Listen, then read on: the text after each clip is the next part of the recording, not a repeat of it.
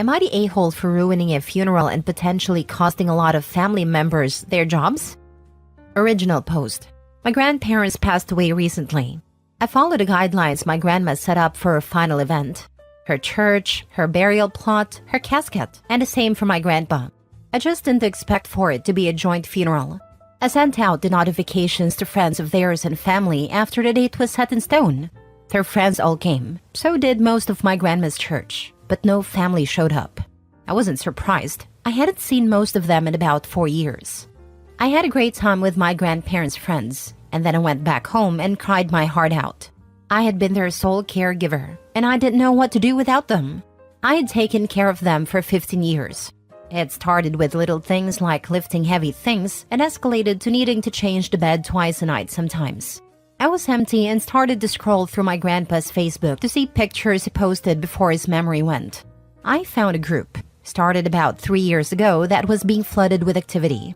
When I went poking around, I found out it was my mother, who was hosting a funeral at her church and was trying to get final expenses taken care of. I was stunned.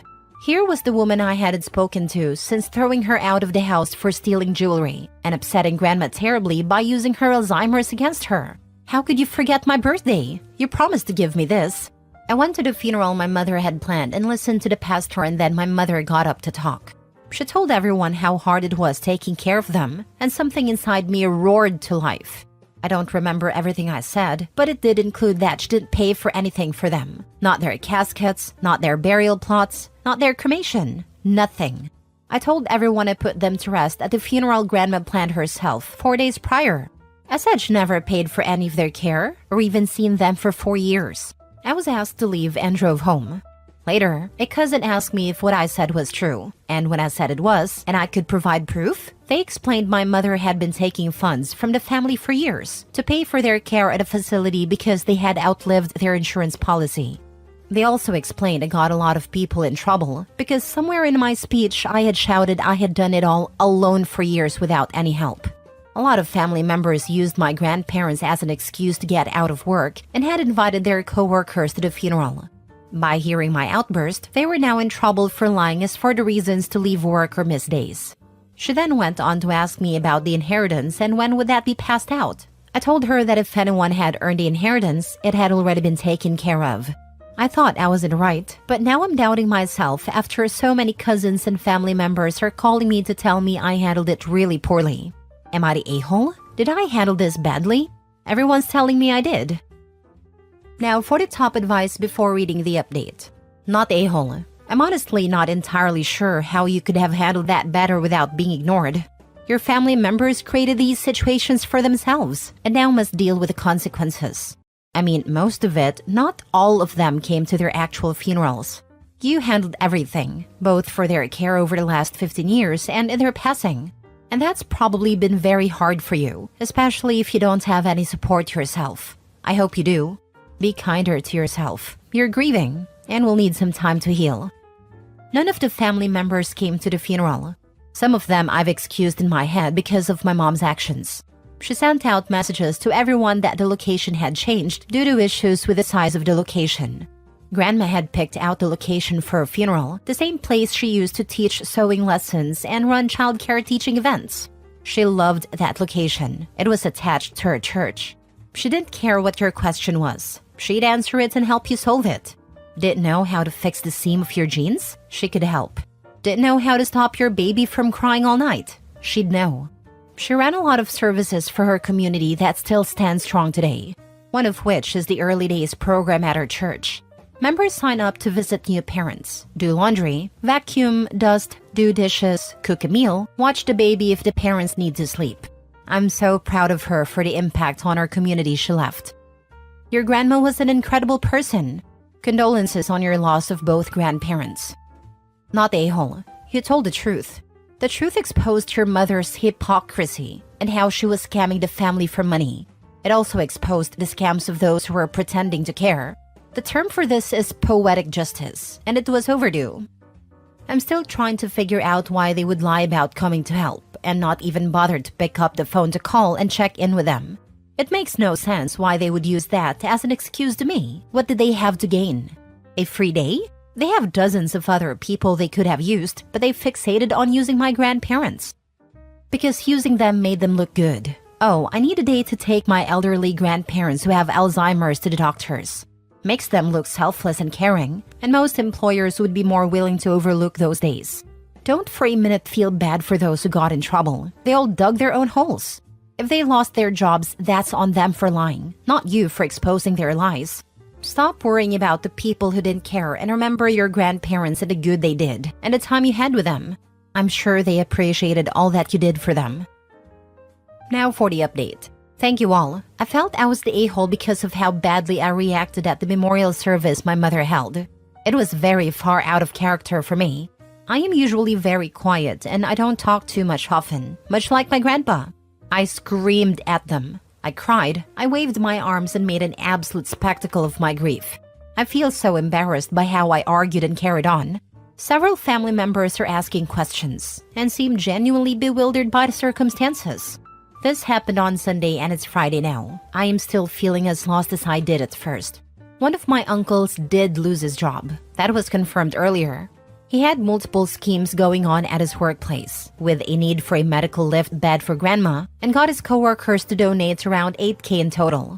The gossip queens that attended the funeral told everyone Monday morning, and by Monday afternoon he was in trouble with HR.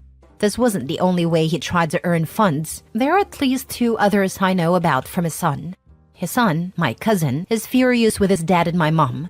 He and several other cousins of mine are suing my mother for taking funds from them. They thought they were helping pay for 24-hour care at an assisted living facility. Every month, my mother was collecting between $2,000 and $9,000 from family members.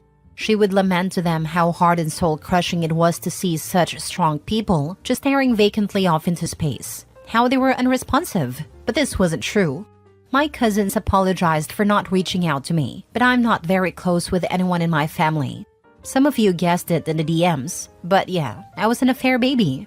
I came out wrong, and my mother's husband divorced her over it. The people I was closest to growing up were my grandparents. It's bad enough that some of the cousins forgot I was a family member at all. It's a huge mess. They're apologizing, but I just don't want anything to do with them. Grandpa's business is not worth millions, but it pays the bills. It's a handyman company. My family is asking about the company, how everything is going there, and I'm putting up a stony face. It's not the family business. It's mine. Has been for years. All of the employees respect me because I treat them the same way my grandpa did. I do still mess up some things that they tease me for. It's a very friendly place to work. One of my grandpa's properties is just a fenced yard with covered storage for the different projects. It's right next to the business property, and it's just where we work on remodeling old RVs or turning vans into RVs. We have a few friends parked there too, but it's just a dirt lot with gravel, a fence, and a cover. There are some security cameras there and so far no issues. I thought I would give an overall update and just thank you all for the support. I felt so lost and I really did think I was the a-hole for exposing them. Jobs are important and hard to come by out here, and it's not just going to affect them. It's going to affect their partners, their children, and even their pets. I feel most guilty about who else exposing them affected. Thank you. I didn't really expect this to blow up like it did. I'm going to keep reading and responding to comments. Thank you all again. This has been so incredible. I was never supposed to be angry about anything, but seeing all the comments cussing out my family has been more cathartic than I can express. Thank you. I don't think nosy and gossip queens are fair judgments when what they did is alert coworkers that they were all scammed out of a collective $8,000. More than $8,000, since OP said that wasn't the only fundraising the uncle did at work. God knows how much he got away with in the end. I think someone will go to jail for that amount of fraud. I would love an update for the legal fallout. Next story. Am I the a-hole for telling extended family that my brother was an abusive piece of crap and taking his ex-wife's side in the divorce? My brother was married to Katrina for 8 years. He has a 10-year-old daughter from a one-night stand. Bio mom is not in the picture. Katrina's the only mom my niece, Elise, has ever known. She became a stay-at-home mom when Elise was 2, and they've been inseparable since.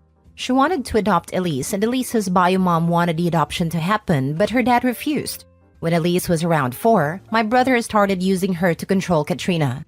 If they'd argue or she wouldn't do what he wanted, he'd either hurt Elise or leave with her for weeks or months at a time, telling her she was never going to see Katrina again. Katrina wasn't able to do anything about it because she didn't have any rights to Elise. Katrina finally filed for divorce last year and my brother took Elise again. After a few months, CPS got involved and Elise was removed from his custody. Elise is temporarily staying with me while Katrina fights for custody. She refuses to talk about what happens when her dad takes her, but she's terrified of men, including my husband, wakes up screaming, and she even had to spend some time in an inpatient facility. She's doing intensive outpatient treatment now and is slowly improving. Katrina and I have been in contact and I've been letting her visit Elise. These visits are usually 4-ish hours at a time, maybe 4 days a week. She makes food for Elise, they lay on a couch and watch her favorite movies, she gets Elise to do some schoolwork. She kind of goes back to being Elise's mom during these visits. Extended family has been asking why Elise is staying with me and not her dad. My brother said it's because he travels a lot for work, but I wasn't going to lie to protect him. So I told the truth, that he is an abusive piece of shit that hurt his daughter to control his wife. Then word spread that Katrina gets to visit as much as she and Elise can handle, while he isn't allowed to see his kid. Now, immediate family, parents, grandparents, brother, are mad at me for airing his dirty laundry, spreading rumors, and taking his sexist side in all of this. Am I the a-hole? Now for the top comments. Not at all. You're definitely not the a-hole. You did the right thing by protecting Elise and standing up for Katrina. Your brother's actions were abusive, and someone had to speak up. It's great that you're providing a safe space for Elise and allowing her to reconnect with Katrina. Family might be mad, but Elise's safety and well-being come first. Not the a-hole at all, not even a tiny little bit. The best interest of the child always comes first. People should know so the good ones can protect her, and it will also become clear who can't be trusted. It's telling that many family members care more about family reputation than protecting a child. Those people are absolute trash in my opinion. I'm sorry to say OP because I know they're your family. You're a hero for taking care of and standing up for the child. So is her bonus mom. I call her that because she earned the title. That woman is incredible.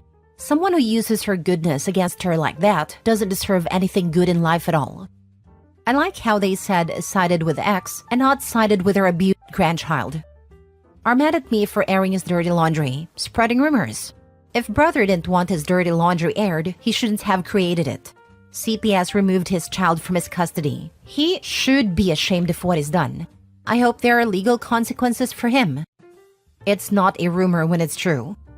You're never the a-hole for refusing to lie on someone else's behalf. You're never the a-hole for refusing to protect a piece of garbage. I'm so glad Elise has you in her life. There is a special place in heaven for people who save abused children. And a special place in hell for her brother. Last story. Am I the a-hole for blocking my parents after they pressured me to give up custody of my niece? I, 25 male, have been raising my niece since she was a year old. Her parents, my sister and her boyfriend, went to jail for drug abuse, and I stepped in to take care of her. Over the years, I've grown incredibly close to her. I even adopted her 3 years ago, and she sees me as her dad. Recently, my sister was released from prison and expressed a desire to regain custody of my niece. My parents are supporting her, arguing that my niece belongs with her biological mother. They acknowledge the mistakes my sister made, but believes she deserves a second chance to be a mother. However, I have serious concerns about my sister's ability to provide a stable environment for my niece. She has only been out of prison for a short time, and while she claims to be clean and ready to be a parent again, I'm worried about the potential for relapse and the impact on my niece. My parents have been relentless in their pressure, constantly calling, texting, and showing up at my place to argue this point. They accuse me of being selfish and holding on to my niece out of spite. The stress and conflict became unbearable, and I felt like they were not considering my niece's best interests, just my sister's wishes. In response, I decided to block my parents' numbers and social media accounts to create some space and peace for myself and my niece. Since then, they've been reaching out through mutual friends, accusing me of cutting them off and keeping my niece from her family. They're making me feel guilty for wanting to maintain a stable, loving environment my niece has known for the past 6 years. Am I the a-hole for blocking my parents and refusing to give up custody of my niece? Not the a-hole. If you access daycare/childcare, meet with the top leader and submit in writing that your daughter is not to be picked up by anyone but you. Her grandparents or her mother may attempt to do so. After it is submitted, a chat one-on-one with staff to ensure they have been updated. I admire your tenacity to do the right thing for your niece/daughter. You're writing suggestion you have legal custody, and I hope this status is true. Be sure to not hesitate calling the police, securing a protection order or other strategies should this situation escalate. You read your sister's situation correctly. She's likely on probation or parole. She may be clean, but she now will need to rebuild her life. Secure housing, employment, transportation. Life stresses could be the reason she uses. This needs to be her rebuilding her lifetime. Continue to create and protect peace in your home. Best to you. Not the a-hole, but get an attorney. You and your niece need it.